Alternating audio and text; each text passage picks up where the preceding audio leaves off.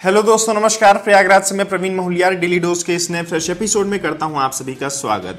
आगे बढ़ते हैं कोरोना वायरस की अपडेट्स की ओर। बीते दिन 1,73,000 नए कोरोना वायरस के केसेस हिंदुस्तान में हमें देखने को मिले, जो कि 45 दिनों में सबसे कम है।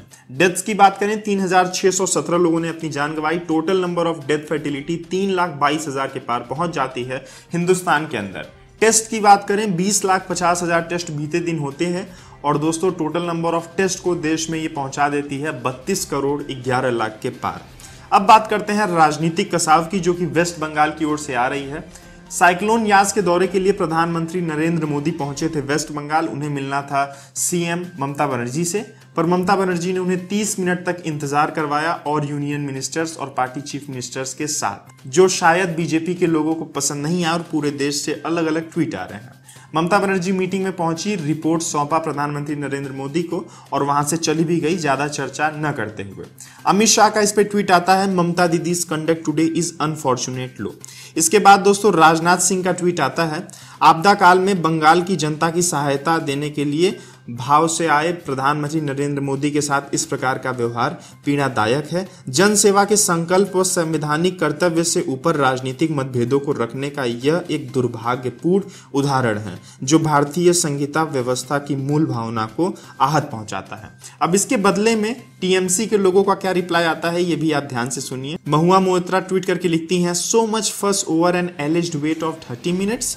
Indian waiting from 7 years for 15 lakh in their account, waiting hours at ATM queues, waiting months for vaccines। थोड़ा आप भी वेट कर लीजिए कभी कभी। प्रधानमंत्री नरेंद्र मोदी की ओर इनका इशारा है। हालांकि इस पूरे वारदात पे ममता बनर्जी का कहना है कि वो पीड़ित लोगों से ही मिल रही थी, उनकी सहायता के कार्य में लगी थी और मीटिंग से वो प्रधानमंत्री की इजाजत लेकर ही गई थी। देश में कोरोना वायरस के केसेस समय के साथ कम हो रहे हैं, पर कई राज्यों ने अपने लॉकडाउन को एक्सटेंड किया है। आइए लिस्ट जानते हैं। महाराष्ट्र ने 15 जून तक लॉकडाउन को एक्सटेंड किया है। नागालैंड 29 मई से 11 जून तक कर दिया है लॉकडाउन। मैसूरू ने दोस्तों लॉकडाउन को मई 29 से 7 जून तक बढ़ा दिया है। तमिलनाडु ने 7 जून तक बढ़ाया है। चंडीगढ़ में 7 जून तक लॉकडाउन है। दिल्ली, हरियाणा, पंजाब, उत्तर प्रदेश, राजस्थान में लॉकडाउन 31 मई तक ही रहेगा। Odisha to remain lockdown until 1 June और वेस्ट बंगाल में आप सब जानते हैं 15 जून तक लॉकडाउन कर दिया गया है। पेटा यानी कि people of ethical treatments for animal, ये उन लोगों की संस्था है अमेरिका से, जो कि एनिमल्स के हक के लिए या एनिमल्स के लिए दूसरे इंसानों से लड़ाई करती है। पेटा ने सजेशन दिया है अमूल कंपनी को, अमूल डेयरी इंडिया को, कि आप सभी दूध बेचना बंद कर दीजिए। गाय से दूध निकालना गाय के लिए खतरनाक है या फिर गाय के भावना को ठेस पहुंचाना है। पेटा का ये कहना है कि आप सभी वेगन मिल्क ट्राई कीजिए। वेगन मिल्क होता है, प्लांट से आता है, जैसे सोयाबीन का दूध चलता है मार्केट में, वैसे मिल्क को ट्राई कीजिए। गायों को परेशान मत कीजिए। पेटा का यही काम ही है दोस्तों, वेगन बनाना है उन्हें दुनिया भर में। अब इसके ऊपर फॉर और अगेंस्ट में कई सारे लोगों के कई सारी विचारधारा है, पर पर्सनल जजमेंट ही सबसे महत्वपूर्ण होता है यहाँ पर। अमूल के Gujarat marketing manager S Lodhi ने ट्वीट करके पेटा को अच्छा हड़काया है। उनका कहना है कि 10 करोड़ से ज़्यादा की जनता जो कि हिंदुस्तान में फार्मिंग करती है डेयरी प्रोडक्ट्स की, उनका क्या होगा अगर हम बेचने लगे वेगन मिल्क? उनके घर को कौन चलाएगा? क्या पेटा वाले आके उनकी जीविका के लिए पैसे देंगे?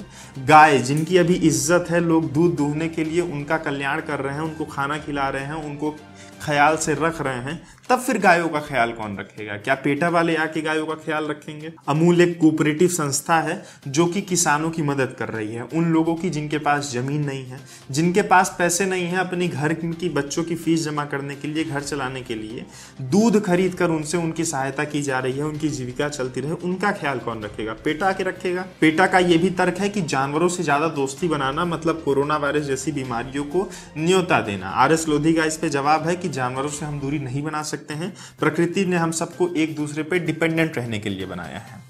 आपका इस पूरे वारदात पे क्या सोचना है, कमेंट करके अपनी राय दीजिए। मैं तो अमूल के समर्थन में हूं, क्योंकि मेरे देश के गरीब किसान दोस्तों उस अमूल नाम की कोऑपरेटिव संस्था से अपनी जीविका पाल रहे हैं। खुशखबरी दी है नितिन गडकरी जी ने। एनएचआई को डायरेक्शन मिला है टोल टैक्स पर, टोल बूथ पर अगर 100 मीटर से ज्यादा लंबी लाइन लगी है किसी भी हाईवे पर, तो आप सभी को टोल नहीं पे करना है। 100 मीटर दूर एक येलो लाइन रोड पे खींची रहेगी। अगर जैम लगा है, ट्रैफिक लगा है और 100 मीटर से ज्यादा लंबा ट्रैफिक है और आपको वेट करना पड़ रहा है दोस्तों, तो फिर आपको नहीं जमा करना है किसी भी प्रकार का टोल टैक्स या फिर पैसा। 90% से ज्यादा व्हीकल्स पे फास्टैग लग चुका है और फास्टैग लगने के बाद समय में काफी कमी आई है, जो कि आप वेस्ट करते थे टोल टैक्स पे खड़े होकर। लेकिन फिर भी अगर दिक्कत हो रही है तो वहां की मैनेजिंग संस्था इसकी जिम्मेदार है और फिर उनको पैसा नहीं मिलेगा अगर वहां पर ट्रैफिक जाम लगता है तो। अगली खबर व्हाट्सएप की ओर से है। नेक्स्ट वन वेब को एक इंटरव्यू देते हुए सैटरडे को व्हाट्सएप ने बताया कि इंडिया में वो किसी भी प्रकार की लिमिटेशंस नहीं लगाएंगे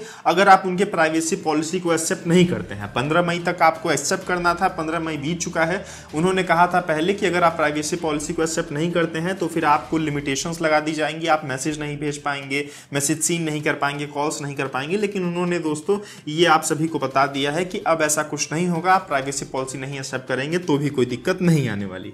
अब बात करते हैं वैक्सीन की। लोगों के मन में यह सवाल है कि वैक्सीन अगर इतना जरूरी है इस समय देश में तो क्यों नहीं सरकार पूरा ध्यान वैक्सीन के प्रोडक्शन पे लगा दे रही है और बहुतायत की संख्या में वैक्सीन पैदा कर रही है। तो दोस्तों इसका सीधा साधा जवाब केंद्र सरकार ने दे दिया है। उन्होंने बताया एक नोटिफिकेशन के through ministry of home affairs की कि वैक्सीन बनाने में काफी समय लगता है, एक दिन के अंदर वैक्सीन नहीं तैयार हो सकती, ओवरनाइट प्रोडक्शन इसका नहीं हो सकता, लगभग 2 महीने का समय लगता है वैक्सीन बनाने में जो कि आपके सामने आती है। वैक्सीन एक बायोलॉजिकल प्रोडक्ट है, उसकी हार्वेस्टिंग होती है, उसके अंदर वायरस ही होते हैं निर्जीव, तो इसलिए उसमें समय लगता है उसको बनाने में। और वैक्सीन अगर हम आज बनाना शुरू कर रहे हैं या फिर उसके पीछे कमर कस रहे हैं तो फिर 2 महीने बाद जाके वो सुविधा आपको मिलेगी। जो वैक्सीन अभी मार्केट में आ रही हैं वो लगभग 2-2.5 महीने पहले से बन रही थी। ट्विटर की ओर से आखिरी खबर, ट्विटर ने एक ट्विटर ब्लू नाम की प्रीमियम सर्विस लॉन्च की है इंडिया में भी और सारी कंट्रीज के साथ। 270 रुपए लगभग आपसे लिए जाएंगे और आपको सुविधा क्या मिलेगी, आपको नए थीम्स मिलेंगे, नए कलर्स मिलेंगे और उसके साथ ही एक फीचर मिलेगा जिसे हम कहते हैं अंडू ट्वीट। अगर आप ट्वीट कर देते हैं गलती से कुछ तो आप उसको अंडू कर सकते हैं, उसको एडिट या चेंज या डिलीट कर सकते हैं, जो कि केवल प्रीमियम पेड वालों को ही मिलेगा। अब दोस्तों ट्विटर के इस फैसले पर आपके क्या सोचना है कमेंट करके बताइए। मुझको तो लगता है ट्विटर को ऐसी पेड सर्विस नहीं लानी चाहिए थी। ये एक बहुत ही बेसिक फीचर है जो कि हर इंसान के पास होनी चाहिए अगर वो किसी भी सोशल मीडिया प्लेटफॉर्म पे यूज कर रहा है। जरा सोचिए, फेसबुक पे आप कोई फोटो डालते हैं और उसको डिलीट करने के लिए आपसे 270 रुपए महीना लिया जाए तो क्या फेसबुक यूज करेंगे? बस दोस्तों आज की इस वीडियो में इतनी जानकारी। मुझे उम्मीद है डेली डोज का ये एपिसोड आपको पसंद आया होगा। फ्रेंड्स एंड फैमिली के साथ अवश्य शेयर करें। दीजिए मुझको इजाजत। जय हिंद, जय भारत।